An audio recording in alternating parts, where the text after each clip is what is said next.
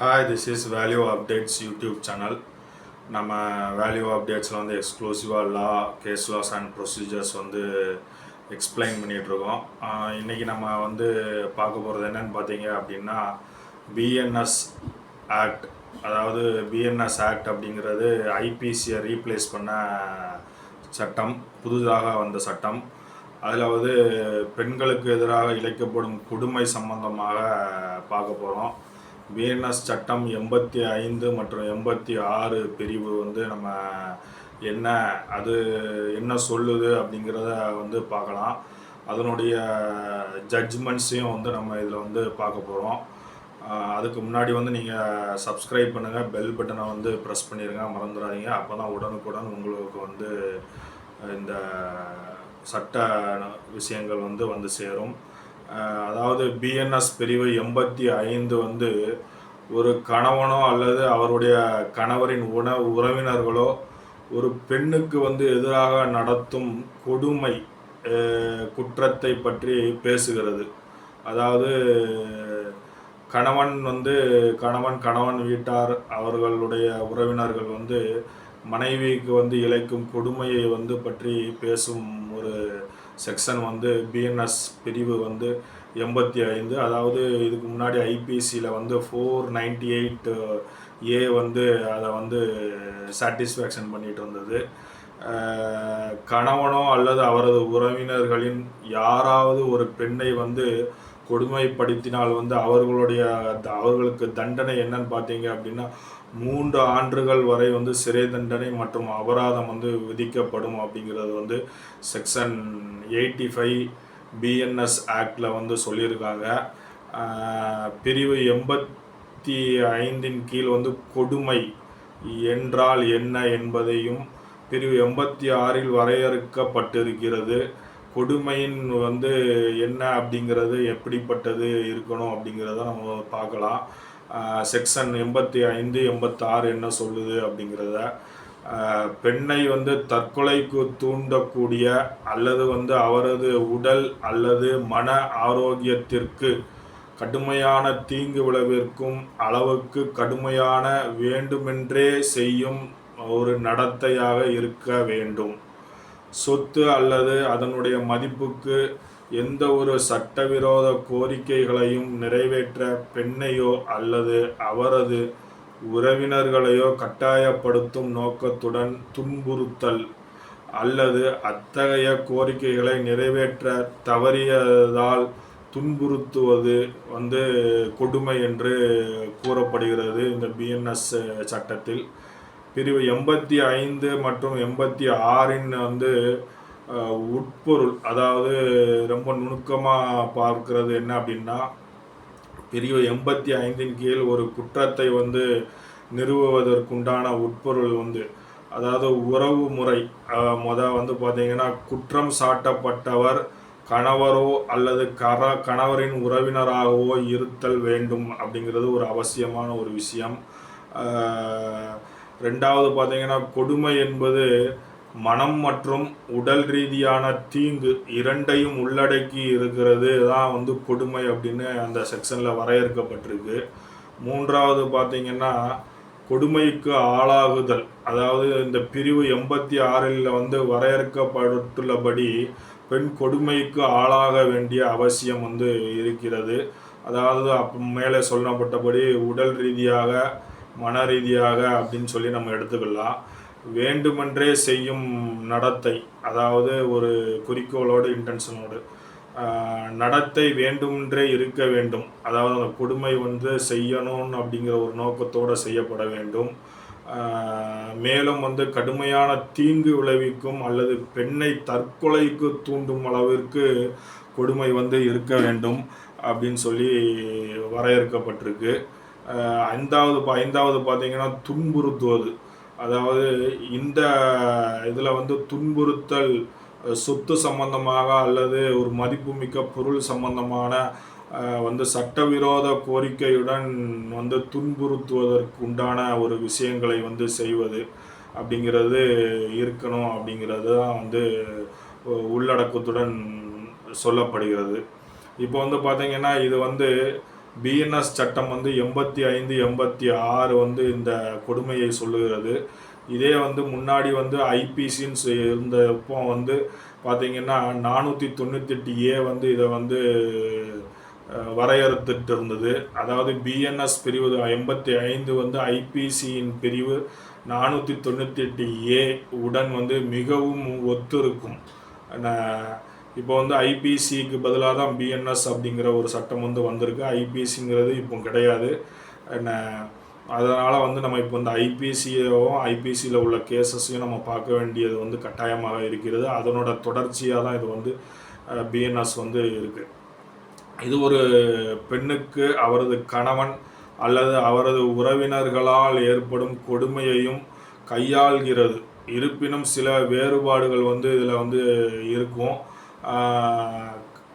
கொடுமையின் வரையறை வந்து 2 விதிகளும் கொடுமையை ஒரு மாதிரியாக வரையறுக்கிறது.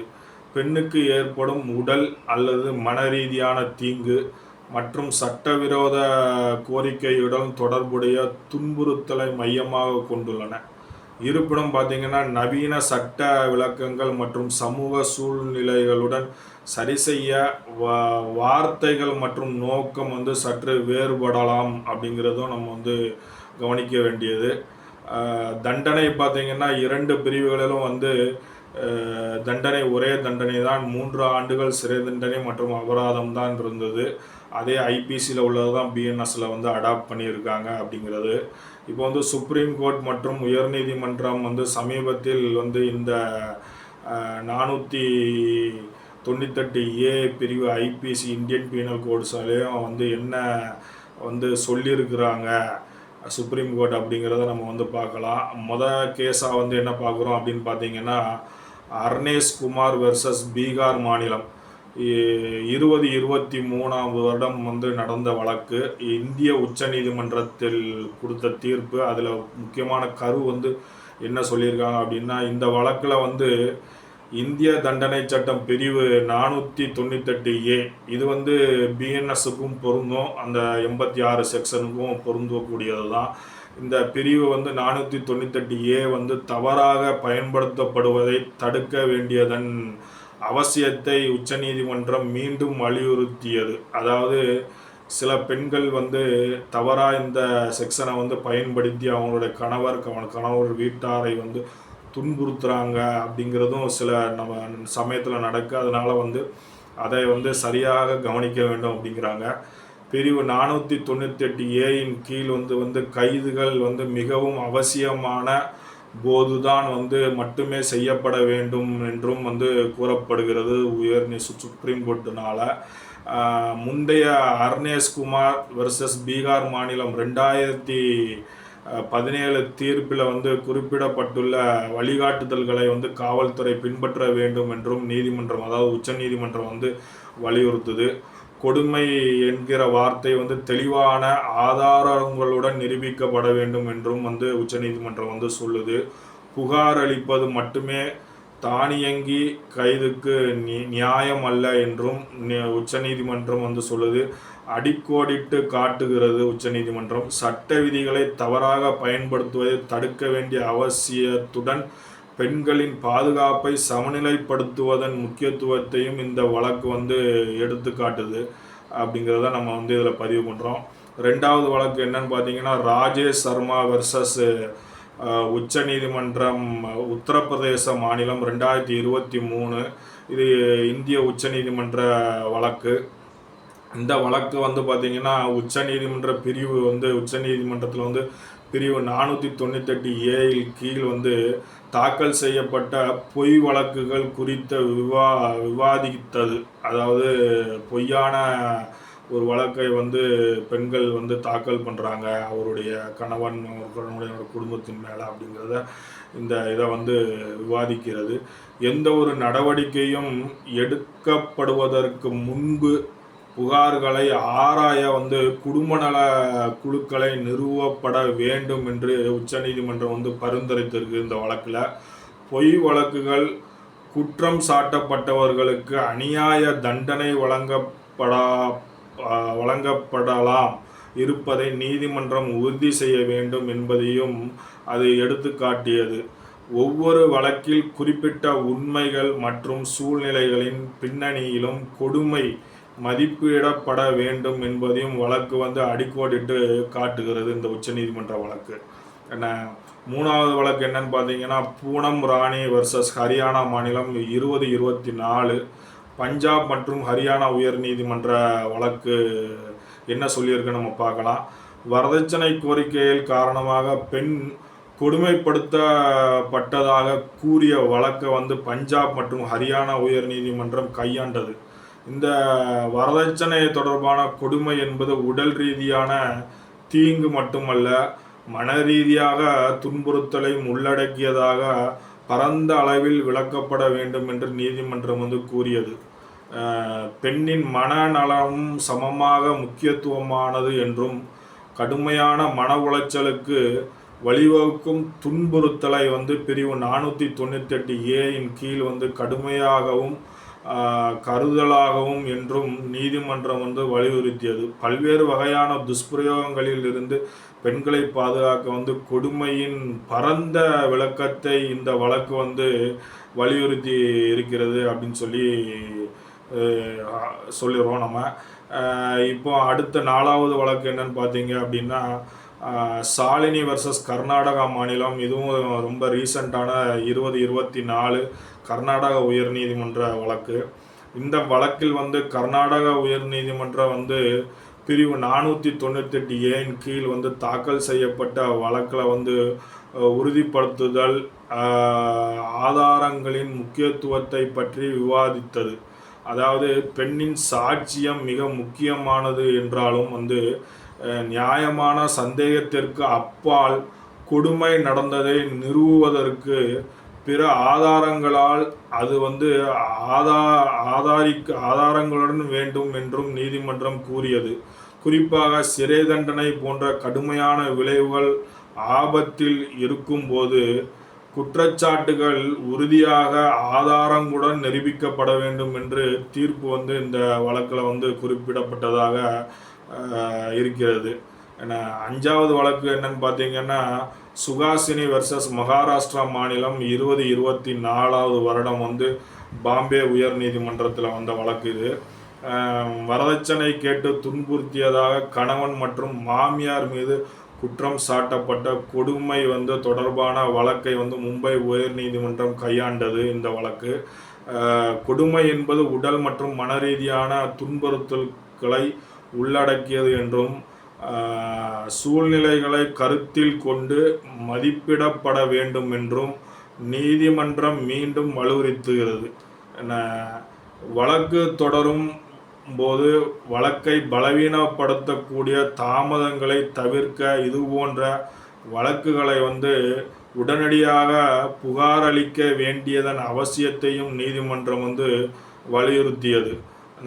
கொடுமையை நிரூபிக்க நேரடி மற்றும் சூழ்நிலை ஆதாரங்கள் இரண்டையும் பயன்படுத்தலாம் என்பதையும் இந்த தீர்ப்பு